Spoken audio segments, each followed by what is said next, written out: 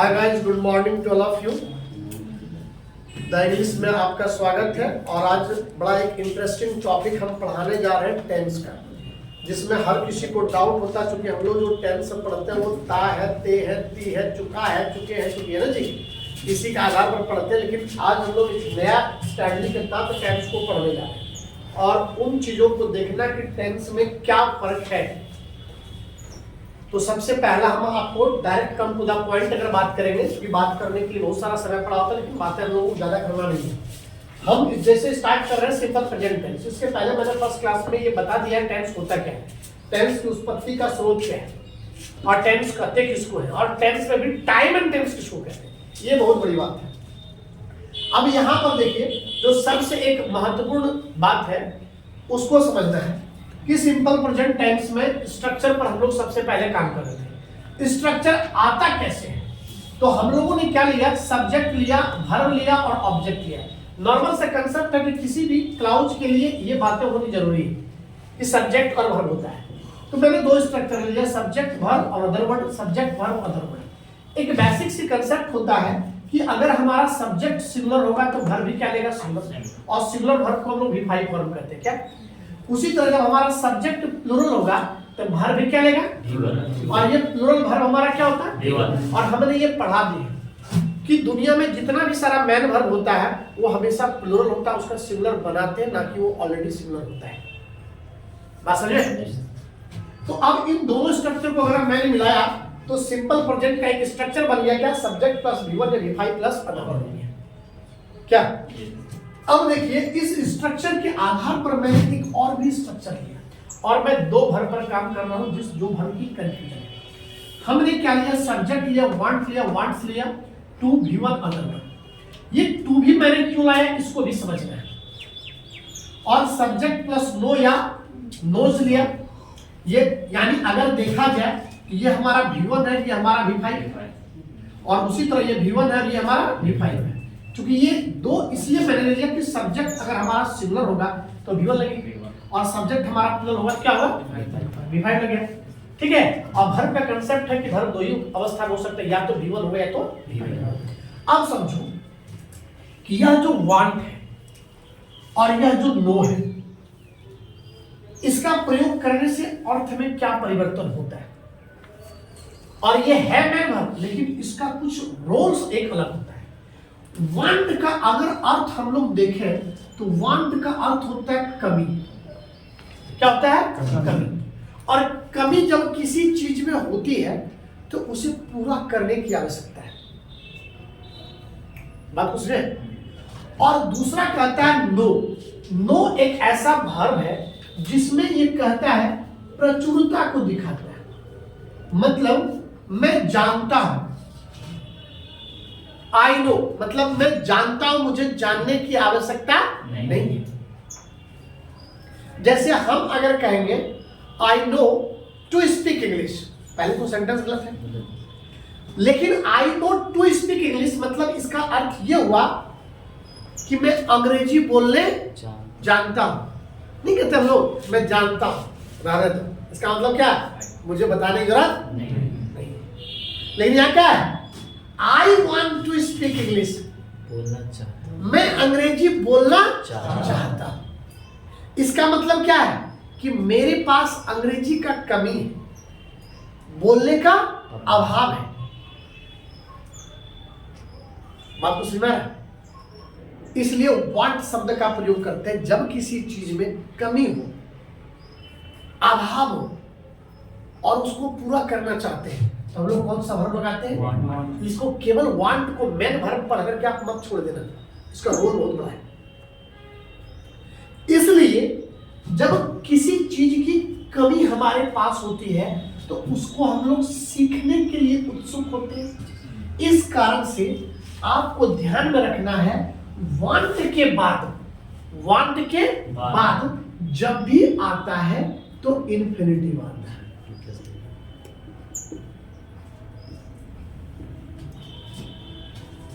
क्या होता है, इन्फिनिटिव होता है। बात समझे। डायरेक्ट आप V1 का प्रयोग कर नहीं सकते हैं, और इन्फिनिटिव के बाद फिर आप अदर वर्ड कुछ भी लगा सकते हो। अब यहां पर कहता है कि I know to speak English. अब इस चीज को थोड़ा सा समझ के अगर हम लोग देखें तो आपको एक चीज का पता चलेगा। इसका मतलब ये कह क्या रहा है कि मैं जानता हूं कि अंग्रेजी कैसे बोला जाता है, इसलिए मुझे बताने की आवश्यकता नहीं। तो एक सवाल का जवाब देते हैं कि किसी को कि मैं जानता हूं कि कैसे बोला जाता है, इसलिए आपको बताने की आवश्यकता नहीं।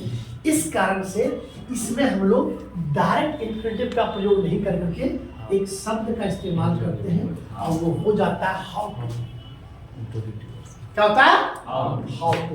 अब देखो ये सेंटेंस हमारा क्या हो गया? सही हो गया। इसीलिए डायरेक्ट हम लोग नियम रट लेते हैं। क्या रखते हैं कि अगर कहीं पर नो आया तो इसके बाद हाउ टू लगेगा, लेकिन लगेगा कैसे सही में? क्योंकि इस चीज की मेरे पास कमी नहीं है, प्रचुरता है, इसलिए कहना चाहता कि मैं जानता हूं कि कैसे बोला जाता है। इस कारण से जब वांट रहेगा मेन वर्ब के रूप में सब्जेक्ट के बाद, चाहे वो V1 में हो या V5 हो, अर्थात वांट हो या वांट्स हो, तो इसके बाद हम लोग क्या लगाएंगे? इन्फिनेटिव का इस्तेमाल करेंगे। इन्फिनेटिव किसको कहते हैं? 2 + V1। इसलिए आपको ये समझने की आवश्यकता नहीं है कि इसके बाद 2 + V1 लगता है, इसके बाद इन्फिनेटिव लगता है, क्योंकि 2 + V1 का नाम क्या होता है? इन्फिनेटिव, जो वर्ब के कांसेप्ट में भी बताया। मैं आप लोगों को रिपीट करता हूं। पहली बात। दूसरी है, अगर नो या नोज लगा है तो ये प्रचुरता, परिपूर्णता का बोध कराता है।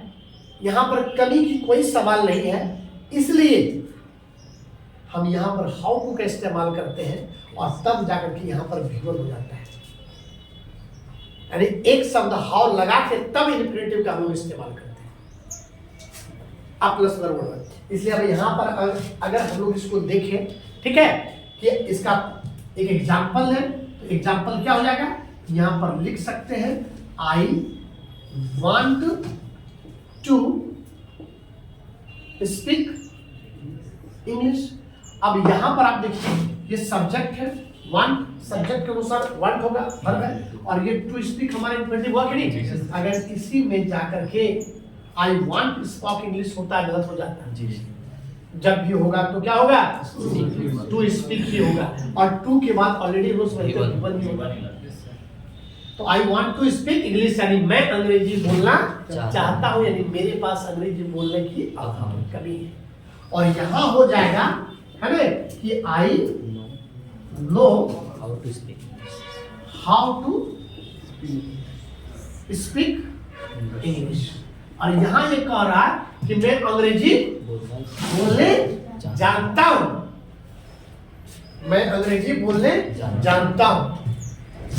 यहां पर आपको सिखाने की आवश्यकता नहीं है। एक मिनट, तो ये अंतर आपको समझ में है कि इसमें और इसमें क्या फर्क है? इसलिए जहां नो रहेगा आप हाउ टू लगाना, और वांट रहेगा डायरेक्ट इन्फिनेटिव का प्रयोग करना। और गलतियां देखिए, यहां से टू भी हटा देगा, यहां से हाउ हटा सकता है या टू हटा सकता है। बात को सुनिए, और ये हाउ को आप इंट्रोगेटिव वर्ड मत समझ लेना। हाउ टू एक वर्ड है जिसमें प्रचुरता का बोध कराता है। आप इसको नोट कर लीजिए और एक बेसिक से कर सकते हैं। नॉर्मली समझना इसमें कि हम लोग नॉट में इसके स्ट्रक्चर पर ले रहे हैं। नॉट में कि किसी भी सेंटेंस को नॉर्मली अगर देखा जाए तो 272 से ज्यादा टाइप से लिख सकते हैं, लेकिन आम जीवन में अर्थ के दृष्टिकोण से नॉर्मली हम लोग 6 टाइप से सेंटेंसेस को रखते हैं, ठीक है। जिसमें कि सबसे पहला जो है, हम जो स्ट्रक्चर लिए थे वो स्ट्रक्चर हमारा क्या था? सब्जेक्ट प्लस V1 या V5 प्लस ऑब्जेक्ट का, ये सिंपल प्रोजेक्ट का। तो ये जो स्ट्रक्चर हो गया ना, ये हमारा हो गया अफर्मेटिव का। क्या हो गया? अफर्मेटिव का। जो ही हम लोग इसका नेगेटिव बनाएंगे, क्या बनाएंगे? तो ये सब्जेक्ट हो जाएगा, और इसके लिए फिर से V1 या V5 क्या आ जाएगा? टू या डज आ जाएगा, फिर नॉट लगा दीजिए, फिर V1 कर दीजिए और ऑब्जेक्ट। अब देखिए यहाँ पर हम लोग डायरेक्ट V1 और V5 के साथ नॉट नहीं लगा सकते, क्योंकि नॉट जब भी आता है तो हेल्पिंग वर्ब आता है। बात समझे?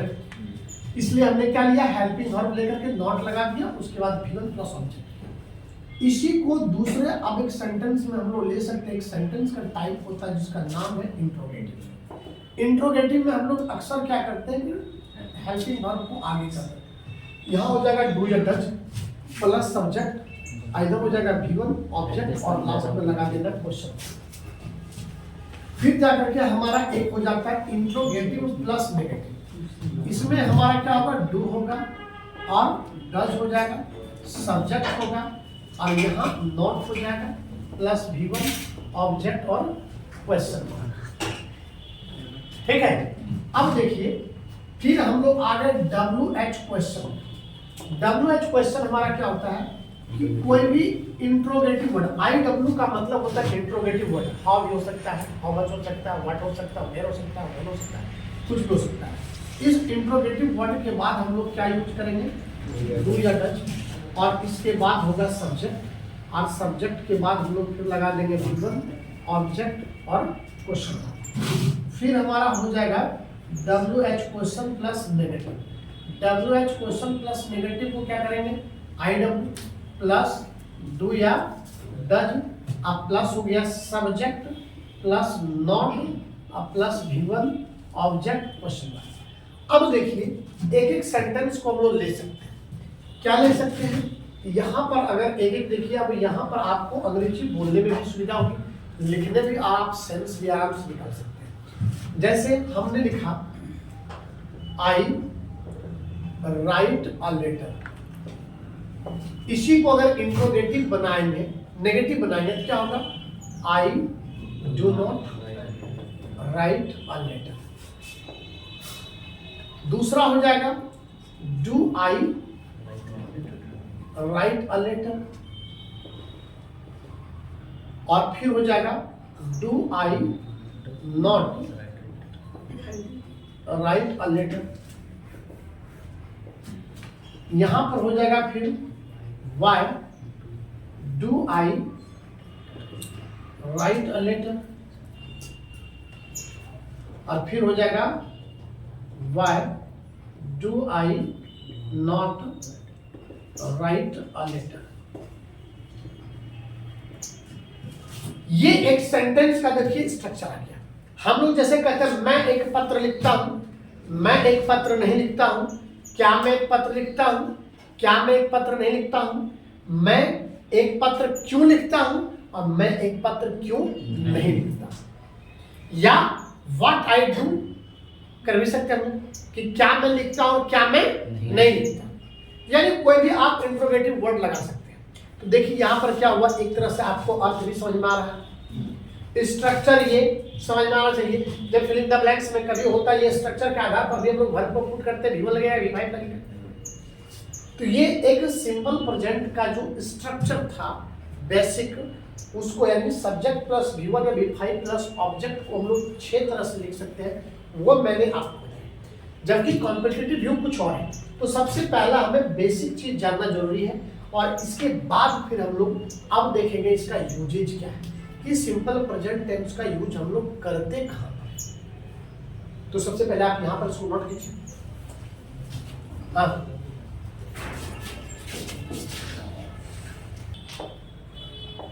हमने क्या लिया, सिंपल प्रेजेंट टेंस। चलो कर लिए सिंपल प्रेजेंट टेंस। अब समझिए सिंपल प्रेजेंट टेंस का अभी तक हम लोगों ने क्या देखा।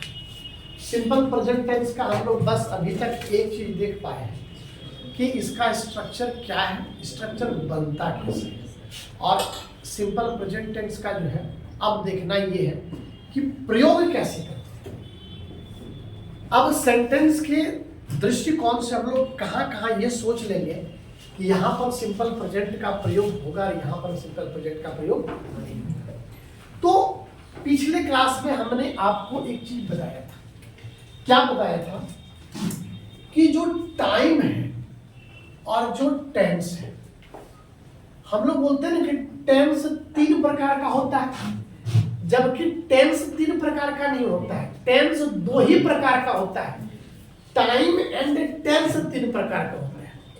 कैसे होता था, मैंने कल की क्लास में जिक्र किया था कि सबसे पहला टाइम जो है 3 प्रकार का होता है।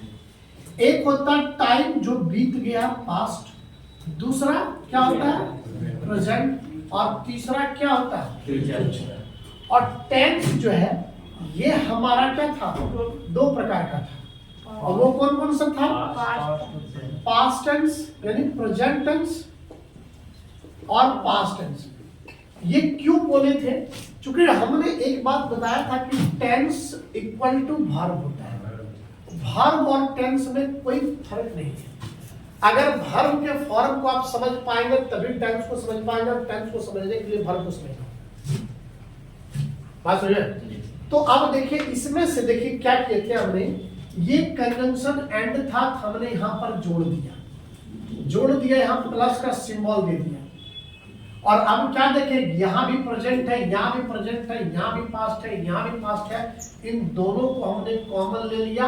और जब कॉमन ले लिया तो क्या बन गया, पास्ट एक हो गया, प्रेजेंट एक हो गया, दो, और बचा क्या, फ्यूचर। तो देखिए, तो टाइम भी दो था और टेंस भी दो था, तो टाइम एंड टेंस कितना हुआ, दो हुआ। लेकिन नया ये फ्यूचर देखिए, फ्यूचर हमारा टेंस है क्या, फ्यूचर टाइम है, फ्यूचर हमारा क्या है, टाइम है। और जब फ्यूचर हमारा टाइम है तो हम लोग फ्यूचर में क्या पता करते हैं कि टाइम का पता करते हैं।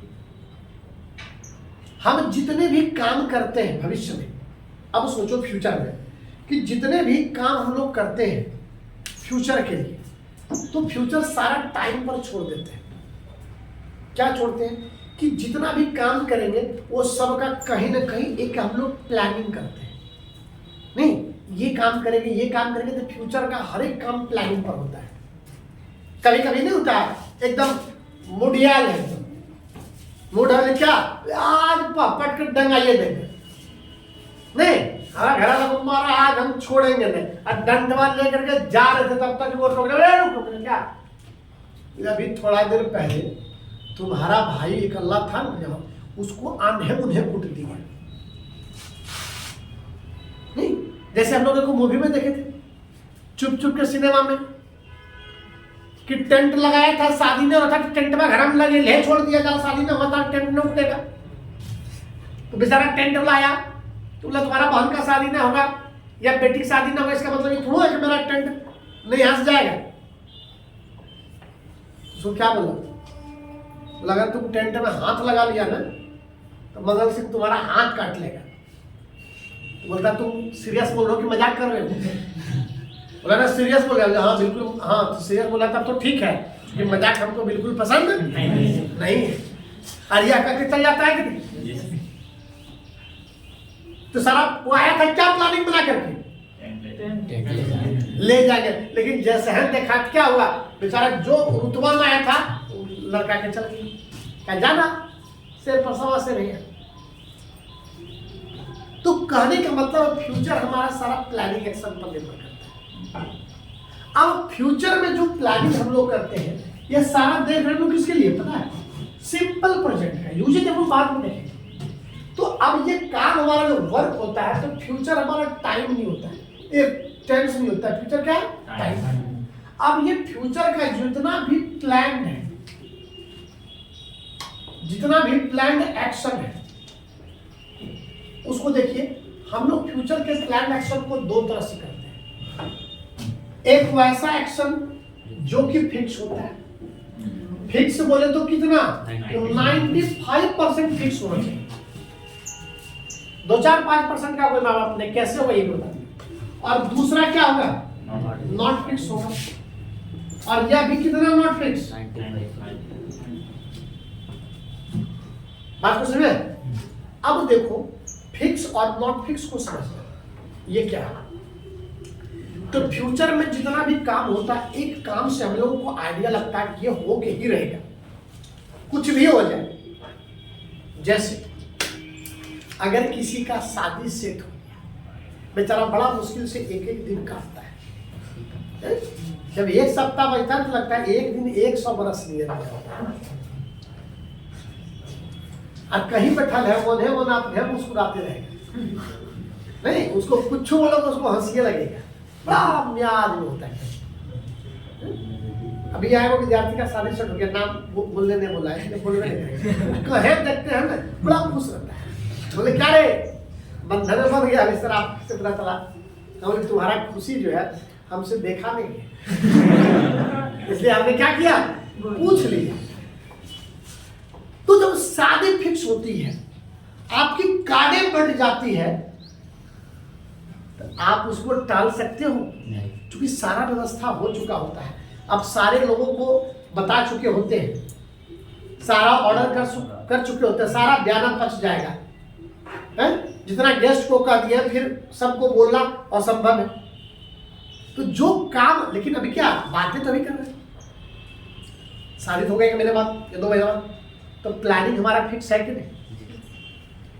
एक है अभी देखा देखी चल रहा है, बहुत सारा प्रक्रिया है, पसंद होगा कि नहीं होगा, नहीं, लड़का का मूड पर निर्भर करेगा, लड़की मूड पर निर्भर करेगा, कभी उसको छांट देगा, कभी वो छांट देगा, बहुत तरह का बात होता है। जाल अंगूठिया पिनने लेगा, ताल में अंगूठी पिन लेगा, नंबर एक दूसरे को दे देगा, नहीं, उसके बाद नाइट को डे बना लेगा क्या, उसके बाद टूटने की संभावना नहीं है। दोनों गार्जियन जो है ना, लड़के अधमर भी हो जाएगा, जिएंगे साथ तो मरेंगे साथ, लड़कियां हो गया पहले बात नहीं होता है। तो जब तक फ्यूचर में कोई घटना फिक्स नहीं होता है, तो फिक्स घटना समझ में आया क्या होता है कि जो व्यक्ति विशेष के हाथ में नहीं होता, जिस पर किसी एक आदमी का जोर नहीं चलता है, जो पब्लिकली अनाउंसमेंट हो जाता है, जो पब्लिकली अनाउंसमेंट हो जाता है, उन सभी घटना को हम लोग क्या करते हैं, जैसे देखो मैच, अभी क्रिकेट मैच शुरू है कि नहीं, जब क्रिकेट मैच शुरू है तो मैच अगर शुरू हो जाता है तो अनाउंसमेंट पहले से होता है कि नहीं, सारा फिक्स है कि नहीं, कि फल्ला फल्ला तारीख को फल्ला फल्ला मैच होगा, उसके आधार पर लोग, ये पब्लिकली दिया जाता है, लोग टिकट कटवा लेता है देखने के लिए। अब उस शो को देखने के लिए जाएगा, टिकट कटवा लिया, अब अचानक वहां गया, बोले क्या हो आज मैच नहीं होगा, बोले क्या, बोले आज लड़ा हो गया, क्या होगा, बंद हो जाएगा? नहीं। तो ये आज कप्तान का मूड ठीक नहीं है क्या होगा, या आज कप्तान साहब का लूज मोशन चल रहा है, ऐसा होगा?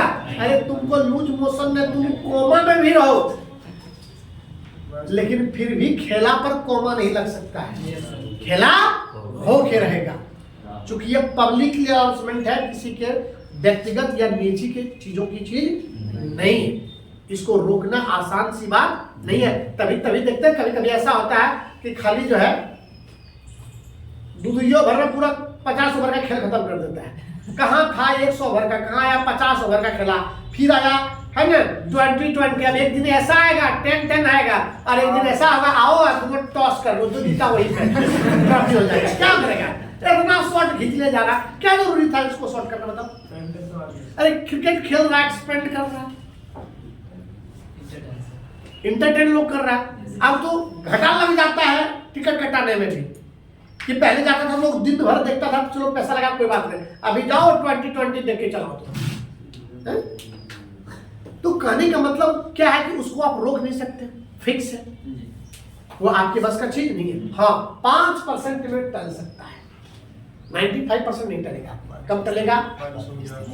अब आंधी आ जाए, पूरा आंधी आ गया, सारा वृक्ष देखो एकदम क्या है, काली में चटिया नहीं झुक रहा है, इधर उधर बॉल मारेगा चौका जाएगा छक्का, नहीं गेंद दिया उठा, नहीं क्रिकेट में करता है कि हवा में गेंद आ गया है, देखो फील्डर उसके नजदीक जोड़ रहे हैं तो आशा रहता है कैच लेने का, लेकिन हवा रहेगा क्यों लेगा, पार हो जाएगा। आशा क्या, वो तो निराशे खाली है, उठा दिया कोई फील्डर तोड़ेगा क्या, बोले हवा है कल जाके छक्के हो। बात को समझ लो, इसलिए वो सारा एक्शन क्या होता है, फिक्स होता है। फ्यूचर में जितनी भी प्लानिंग फिक्स होती है, जो किसी व्यक्ति विशेष के हाथ में नहीं होता है, उन सभी को, उन सारे एक्शन को हम लोग बनाते हैं सिंपल प्रेजेंट। इसमें बनाते हैं सिंपल प्रेजेंट, अर्थात सब्जेक्ट प्लस V1 या V5 प्लस ऑब्जेक्ट। अब 5% हम बोले वही टल सकता है, क्या टल सकता है? आपात, पूरा बारिश हो जाए, आंधी होती नहीं, मौसम खराब हो जाए, या और कुछ वैसे जो है नेचुरल इंसिडेंट्स हो जाए, जिस पर किसी का जोर नहीं चलता है, तब वो टल सकता है। ऐसे वो 95% क्या होता है? फिक्स होता है। अब एक है 95% नॉट फिक्स। अब 95% नॉट फिक्स का मतलब क्या होगा कि जिस पर किसी व्यक्ति का निजी शासन, जैसे अगर हम कहते हैं कि मैं पटना जाऊंगा, तो मैं पटना जाऊंगा तो मैं जा भी सकता, नहीं भी जा सकता, हमारा मर्जी। बात सुनिए, इसमें किसी का जोर है? ये 95% क्या नॉट फिक्स है। हम जा रहे नहीं जा रहे, हमारी इंटरनली मैटर है। ट्रेन अगर 11 बजे समय दिया हुआ है कि पटना धनबाद इंटरसिटी अगर 11:40 में जाती है, तो ट्रेन बताओ फिक्स है कि नहीं? पब्लिक अनाउंसमेंट है, लेकिन यात्री का फिक्स है। हम जा भी सकते, नहीं भी जा सकते। लेकिन ट्रेन कभी कहेगा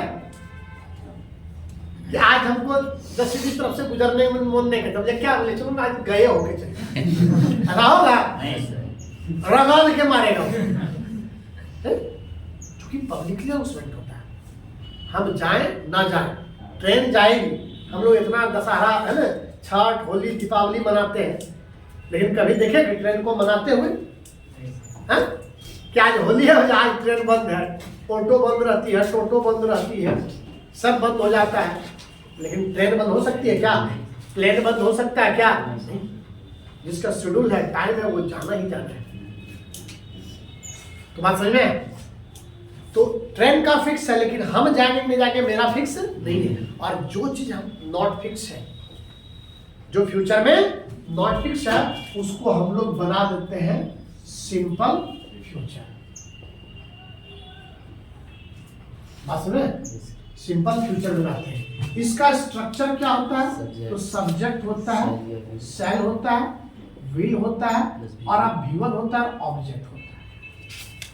इसलिए ध्यान में एक चीज रखना यहां पर, ठीक है, कि सेल और विल क्या है? सेल और विल को हम लोग कहते हैं फ्यूचर मेकर कहा जाता है, क्योंकि फ्यूचर टेंस नहीं होता है, फ्यूचर मेकर कहा जाता है। इसलिए सेल और विल को लगा करके हम लोग क्या बना देते हैं?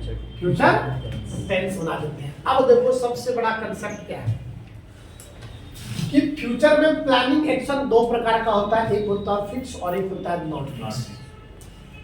तो जो नॉट फिक्स है वह निर्भर करता है कब किस पर? जो फिक्स है। अब देखो ये तो लॉजिकली हम लोग टेंस का घर पर समझिए। अब लॉजिकली समझो, जो एग्जामिनेशन में सवाल आता है उसमें सवाल क्या आता है कि कभी सिंगल क्लाउज का सवाल नहीं आता है, सिंपल फ्यूचर का। जब भी आता है तो डबल क्लाउज का खेला होता है। अब डबल क्लाउज में यहां जुटा, इस दोनों को जोड़ दो कि अगर एक क्लाउज सिंपल फ्यूचर होगा तो दूसरा क्या होगा? सिंपल प्रेजेंट होगा ही होगा। इसलिए अब एक नया देखो स्ट्रक्चर आपके सामने में आएगा कि नहीं? क्या आएगा कि सबसे पहले अगर आप यहां पर लिखो सिंपल फ्यूचर, क्या लिखो? सिंपल फ्यूचर प्लस कंजंक्शन आ जाएगा। अब प्लस क्या हो जाएगा? Simple present. इसको ध्यान रखिए। अब सबसे महत्वपूर्ण बात यह है कि कंजंक्शन किसके पहले होता है? हमेशा सिंपल प्रेजेंट के पहले। अब यह कंजंक्शन के रूप में आपका कुछ भी आ सकता है, इफ भी आ सकता है, आपका एज इफ आ सकता है, आपका एज दाव आ सकता है, आपका इनकेस आ सकता है, आपका एज सुना जा सकता है, एज लोग आ सकता है, वैन हो सकता है, आफ्टर हो सकता है, कुछ भी ये कंजंक्शन आपका हो सकता है। हमने यहाँ पर क्या किया? एडीसी कर दिया। और कंजंक्शन के बाद वाला क्लाउज सिंपल प्रेजेंट होगा। इसी को अगर हम लोग पलट के लिखेंगे तो क्या लिख सकते हैं? अगर सिंपल प्रेजेंट को पहले लाएंगे तो यहाँ तक लाना पड़ेगा कि नहीं? इसलिए हमें सबसे पहले क्या लिखना होगा? कंजंक्शन। फिर क्या लिखना होगा? Simple present. और सिंपल प्रेजेंट के बाद आप कॉमा देंगे और अब इधर जाकर के हो जाएगा आपका सिंपल फ्यूचर हो जाएगा। एक और स्ट्रक्चर बढ़ा दिए तो कंजंक्शन हो गया। अब कंजंक्शन में हम यहाँ पर इफ भी ले सकते हैं, प्लस सब्जेक्ट V1 या V5 ऑब्जेक्ट, कॉमा इधर हो जाएगा सब्जेक्ट शैल या विल, ठीक है, और उसके बाद इधर क्या हो गया प्लस गिवन, अब प्लस क्या हो जाएगा ऑब्जेक्ट। अब यहाँ देखो, अगर यहाँ शैल और विल इसमें है और इसमें भी आपको शैल और विल लगा के देगा, गलत हो जाएगा। बस समझ में? इसलिए डबल क्लाउज का खेला आपको ध्यान में रखना है। अगर इफ आ गया पहले कंजंक्शन तो subject plus given plus object होगा, और इधर क्या हो जाएगा शैल या will plus given plus object. अब यहाँ पर गलती क्या देगा? गलती सबसे आसान है। अगर आप कहेंगे कि सर कल क्लास लेंगे क्या, हमने कह दिया if you will come comma I shall teach you. यदि आप आएंगे तो हम आपको पढ़ाएंगे। बताइए फिक्स कौन सा है? आपका आना, आपका आना फिक्स है। आप आएंगे तभी हम पढ़ा सकते हैं, इसलिए पहले आप आएंगे यानी सिंपल प्रेजेंट, फिर हम आपको पढ़ाएंगे अर्थात सिंपल सा नियम। यहाँ भी विल और यहाँ भी शैल गलत है कि नहीं, यहाँ से हटा दो। If you come I shall teach. समझ में? अब यहाँ से इस स्ट्रक्चर का आप नेगेटिव ई वन बना के देख लेना करना। समझ में? अब यहाँ से इस स्ट्रक्चर का आप नेगेटिव ई वन बना के देख लेना करना। नेगेटिव इंटू नेगेटिव क्या होगा? नहीं, दो डज लगा के बन जाएगा। क्लियर है? और जब ये बन जाएगा उसके बाद का हम लोग अब जो नियम पढ़ेंगे यूजिंग कि और कहाँ कहाँ इसका प्रयोग हम लोग ऑलरेडी डबल क्लाउज में करते हैं या सिंगल क्लाउज में कैसे होता है। सिंपल प्रेजेंट का बात समझे? इससे एक क्लाउज सिंपल प्रेजेंट और दूसरा सिंपल फ्यूचर।